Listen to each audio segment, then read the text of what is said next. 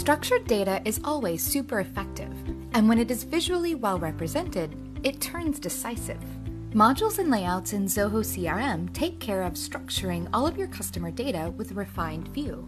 The data is stored, categorized, organized, and displayed with a simple visual appeal that helps your team make data-driven decisions efficiently. Different modules, different purposes. By default, you have modules to manage your leads, contacts, deals, and activities.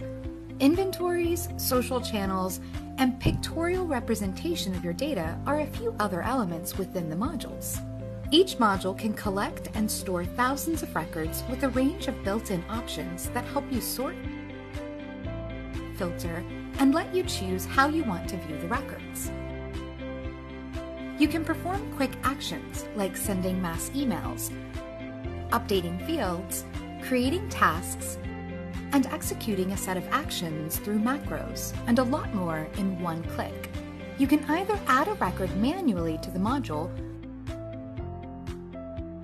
or import them from your file storage by choosing the import option right here. To create a new module or to customize the existing one,